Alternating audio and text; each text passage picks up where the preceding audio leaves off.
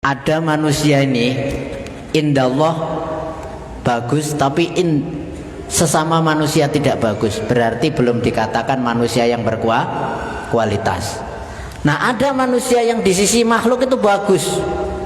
Makhluk itu ada dua, indan nas di hadapan manusia, ada inda ghairin nas selain manusia, berarti kambing, kucing, ayam.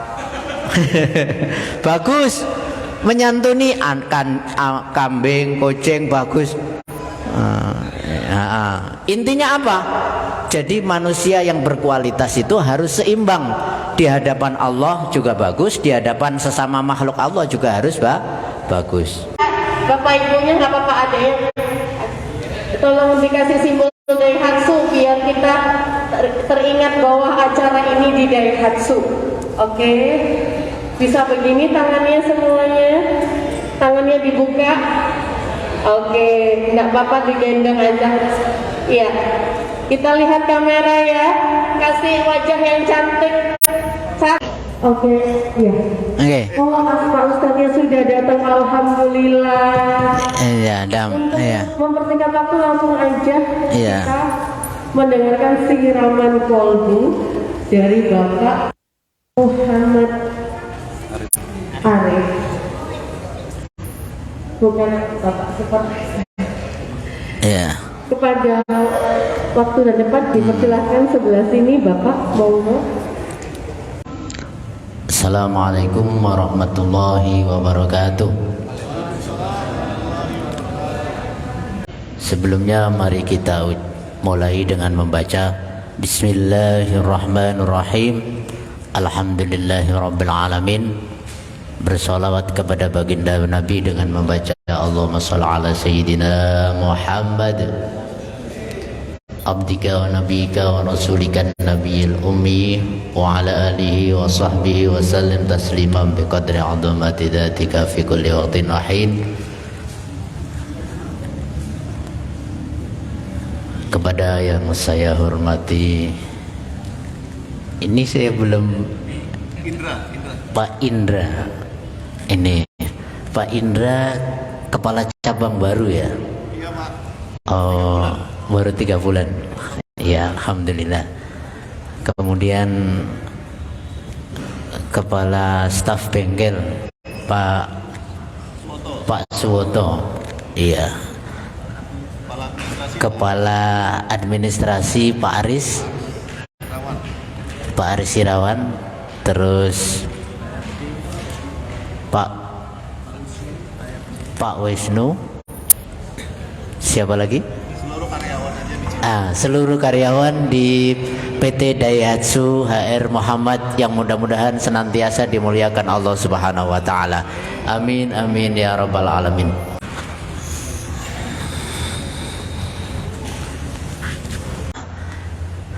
Oke, tema kali ini adalah introspeksi diri, koreksi diri, belajar memperbaiki diri. Nah, kita sekarang di bulan suci Ramadan. Ahlan wa sahlan bi hudurikum syahrul Ramadan. Tanda kita mendapatkan keberkahan di bulan suci Ramadan yang pertama adalah bima yurdi ar-Rahman. Tentunya Allah ridho dengan apa yang kita kerjakan. Kemudian yang kedua adalah bima yunashitu al-ibadah. Kita semangat dalam menjalankan ibadah. Di sini saya ingin berikan sebuah konsep hidup bahagia, hidup jaya, hidup beruntung saat di dunia sampai di akhirat. Sebelumnya biar nyambung. Ini menghadapnya jelas nggak ke sana suaranya? Jelas. Oke. Sekarang saya tanya, menurut baginda Nabi dengan menurut jenengan, yang dikatakan hidup sukses bahagia itu apa coba? Apa? Seger waras. Orang bisa mencapai hidup sukses Yang kita kejar di dunia ini kan kesuksesan dan kebahagiaan, iya tidak? Akan tetapi apakah yang kita lakukan itu sudah merupakan kesuksesan atau belum? Benar jawabannya. Ada yang mengatakan hidup sukses itu ketika rumahnya mewah, mobilnya mewah, istrinya cantik, istrinya lebih dari istrinya lebih dari satu. Ada yang itu kalau hidup sukses itu juga menjadi sebuah bayangan pribadi saya. Bayangannya rumahnya mewah, mobil mewah, serba ada, serba kecukupan. Nggih Bu, nggih? Nggih. Itu adalah salah satu ciri hidup sukses. Nah, sekarang baginda Nabi besar Muhammad sallallahu alaihi wasallam itu memberikan konsep rumus hidup bahagia di dunia, bahagia di akhirat. Nah, ya Ali, ya wahai Ali, lisaid salah satu alamat tandanya orang bahagia, sukses. Suksesnya itu bukan hanya di dunia, tapi di akhirat juga sukses. Itu salah satu. Ada berapa? Ada salah satu. Ada 3. Kuncinya orang hidup sukses bahagia itu cuma ada 3. 3 itu gini Ustadz, bukan gini. Gini itu 4. Ada 3. Orang hidup. Yang pertama adalah kutun halalun, ay rizkun halalun. Rizkinya halal. Jadi apa Pak? Rizkinya halal. Wis. Apapun jabatannya, berapapun gajinya, dimanapun kita bekerja, yang menjadi tolak ukur kebahagiaan manusia itu menurut konsep baginda Nabi yang pertama adalah kutun halalun, rizkinya halal. Kemudian yang kedua, sholawatul khamsi ma'al imam, sholat 5 waktu ma'al imam, dengan imam, artinya berjamaah. Kemudian yang ketiga adalah mujalasatul ulama, yaitu duduk bareng dengan para alim, para ulama. Intinya apa? Seperti kali ini majelis taklim seperti ini. Oke. Yang pertama rizki halal. Kenapa harus rizki halal? Kenapa harus rizki halal? Karena kalau kita mengkonsumsi rizki tidak halal, kalau rizki itu kita masukkan ke dalam diri kita, makanan itu kita masukkan ke dalam diri kita, kita kasih ke anak kita, kita kasih ke istri kita. Kalau dadi darah daging, kalau rizkinya itu haram, maka sulit untuk diajak beribadah kepada Allah. Sulit. Tetapi kalau rizkinya itu halal, setiap daging yang tumbuh dari rizki yang halal, kalau jadi masuk ke pikirannya selalu positive thinking, selalu baik sangka kepada orang lain. Kalau rizki halal masuk ke energi yang mana kita bisa berjalan, maka perjalanan yang kita langkah pasti diridhoi oleh Allah. Makanya saya di perjalanan tadi ngobrol dengan Pak Wisnu. Kenapa sekarang ini generasi muda kita banyak sekali terjadi kekerasan, perkelahian, kenakalan?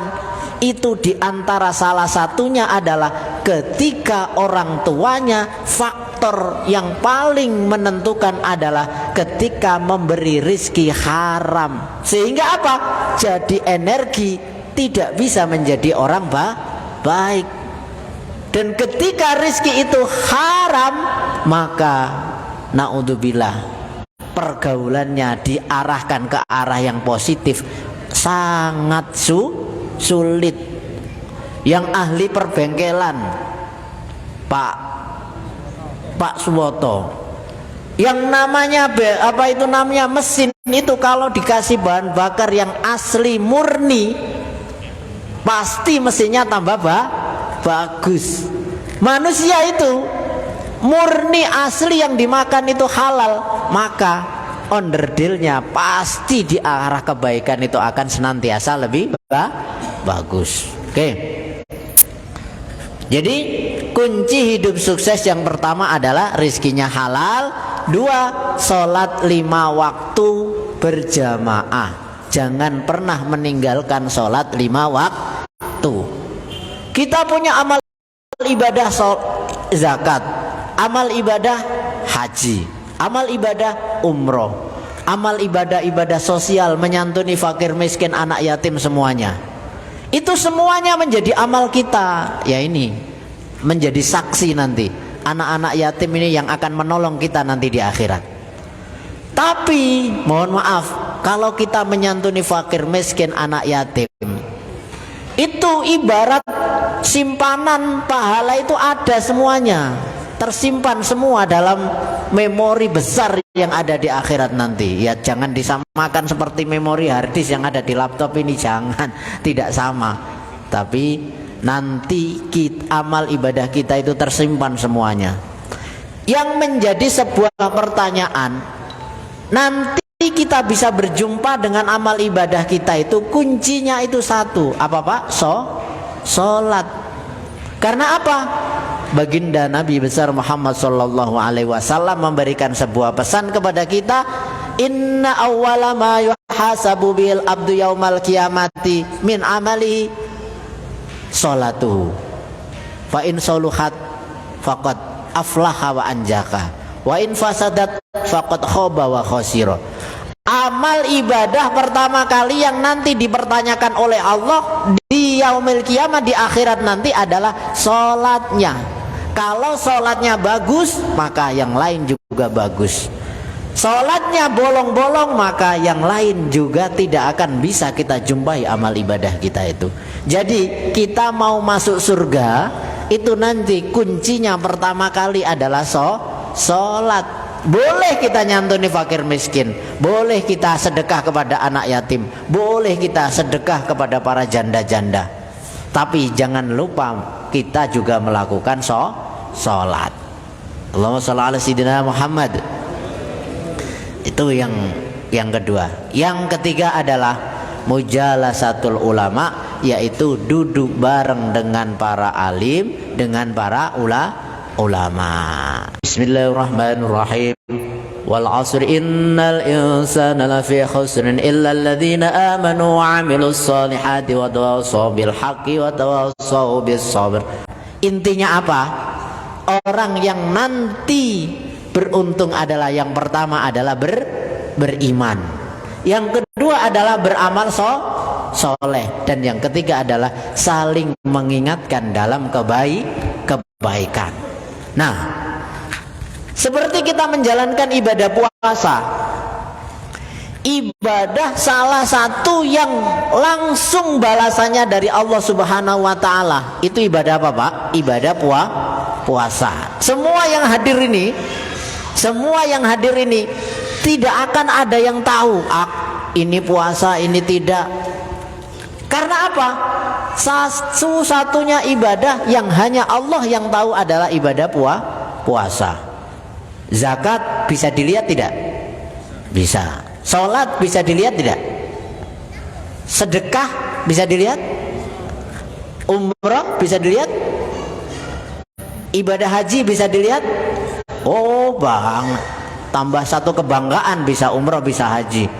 Banyak orang bisa terkena penyakit riya dalam melakukan ibadah itu. Tapi kalau ibadah puasa itu tidak bisa dilihat, tidak bisa dipamerkan, tidak bisa ibadah puasa itu terkena penyakit riya. Karena apa? Hanya Allah yang tahu. Sesuai dengan hadis qudsi, wa as-saumu li wa ana ajzibihi. As-saumu li, puasa itu adalah untukku, wa ana ajzibihi, dan aku yang hanya akan membalas pahala orang yang beribadah puasa. Allahumma shalli ala sayyidina Muhammad. Nah, ini Kita hidup di dunia ini kan ingin menjadi manusia yang berkualitas. Gini apa mboten? Nah, kualitas manusia itu ada yang berkualitas di hadapan sesama manusia, ada yang kualitas di hadapan Allah. Sebentar. Kualitas diri manusia saiki tak tangleti. Di dunia ini itu cuma ada dua. Yang pertama adalah Khalik, sang pencipta. Kemudian yang kedua adalah makhluk yang diciptakan. Seluruh yang ada di dunia ini adalah makhluk ciptaan Allah. Nah, segala sesuatu yang ada di dunia ini pasti ada yang menciptakan. Pasti ada yang mengatur. Itu namanya yang sang pencipta adalah Khalik, yang diciptakan adalah makhluk. Lah bagaimana dikasih diskon besar-besaran orang beramal di bulan suci Ramadan itu ketika mendapatkan Lailatul Qadar diibaratkan orang beribadah bahwasanya Lailatul bulan Pak Bu 1000 bulan. 1000 bulan itu kalau yang ahli matematika dikalkulasi berapa tahun? 83 langsung Pak Suwito 83. Wih Suwoto, masya Allah, pangapunten Pak. Nah, saat niki tak tanglet wonten tiyang umure 83 tahun beribadah tanpa henti. Mboten nate main HP, mboten nate nonton YouTube, mboten nate main-main yang lain, tapi ibadah. Itu orang yang memperoleh pahala Lailatul Qadar. Nah, saat niki jenengan tak bocori. Jenengan niki kena opo toh? Kok harus ada taklim, kajian di sini? Apa manfaatnya, Bu? Bu kok guyu mawon napa, Bu? Nah, jenengan duduk bareng ngados ngeten niki. Saat niki kula tanglet, Bu. Sinten sing nate salat 1000 rakaat? Coba bapak-bapak, ibu, mbak-mbak, siapa yang pernah sholat 1000 rakaat? Lek wonten nanti dikasih hadiah sama Pak Wisnu.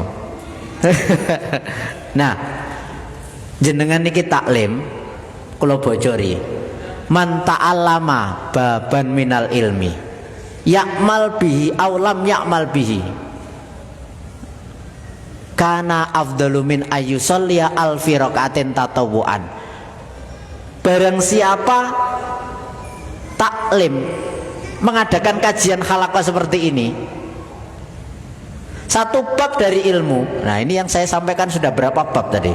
Berbab-bab, mungkin tak? Satu bab dari ilmu, ya'mal bihi aw lam ya'mal bihi, baik dikerjakan maupun tidak dikerjakan. Kana afdalu min ayyusalliya alfi rakaatin tatawuan. Itu fadilah pahalanya lebih baik daripada sholat 1000 rakaat. Nah, sholat 1000 rakaat itu kita duduk bareng di sini itu lebih utama duduk bareng sekarang ini daripada sholat 1000 rakaat. Karena apa? Yang kita bahas adalah tentang masalah ilmu. Pun kembali lagi. Nah, menungso iku ono mulya tapi hanya di sisi makhluk. Tapi ada manusia itu hanya mulia hanya di sisi Allah. Ibaratnya ini, iki lek karo wong ngraweket nih, tapi ibadah malame subhanallah, ibadahnya bagus, puasanya bagus. Ada manusia ini indallah bagus, tapi sesama manusia tidak bagus, berarti belum dikatakan manusia yang berkualitas. Nah, ada manusia yang di sisi makhluk itu bagus, Makhluk itu ada dua, indan nas di hadapan manusia, ada inda ghairin nas selain manusia, berarti kambing, kucing, ayam. Bagus menyantuni kambing, kucing, bagus. Intinya apa? Jadi manusia yang berkualitas itu harus seimbang. Di hadapan Allah juga bagus, di hadapan sesama makhluk Allah juga harus bagus. Oke, singkat. Jadi intinya apa? Intinya harus punya kebagusan yang sempurna. Kebagusan yang sempurna itu adalah bagus di hadapan manusia, di makhluk Allah, dan sesama harus bagus juga di hadapan Allah. Jadi Allah menjadikan kematian dan Allah menjadikan kehidupan itu intinya adalah apa? Liyabluwakum ayyukum ahsanu amala. Nah, kita mempersembahkan amal terbaik di hadapan Allah adalah ketika memasuki bulan suci Ramadan. Nah, mudah-mudahan amal kita terbaik. Kurang berapa menit? Kurang 2 menit.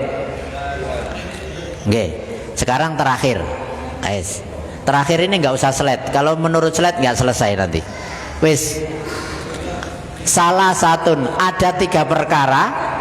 3 perkara ini bisa menghancurkan amal ibadah manusia. Nah, apakah nanti kita termasuk? 3 perkara ini, yang pertama adalah sifat yang menghancurkan, yang membinasakan. Ibaratnya manusia ini punya amal ibadah yang banyak sekali, tapi amal ibadahnya kobong. Yang pertama adalah sukhun muto, yaitu kikir yang dituruti. Kemudian yang kedua adalah wahawa muttabaun, hawa nafsu yang diikuti. Kemudian yang terakhir, yang ketiga adalah wa ijabul mar'i binafsihi, rasa kagum, rasa bangga dengan dirinya sendiri, sehingga dia menghina orang lain, meremehkan orang lain, tidak menganggap orang lain sebagai orang yang baik, merasa dirinya yang paling baik. Itu adalah terakhir amal ibadah yang menghancurkan, yang membinasakan amal ibadah. Sekian, mudah-mudahan yang singkat ini dibarengi hidayah dari Allah Subhanahu wa taala. Semoga dosa-dosa kita diampuni, amal ibadah kita diterima. Ihdinas siratal mustaqim, waffaqanallahu lima yuhibbu wa yarda. Assalamualaikum warahmatullahi wabarakatuh.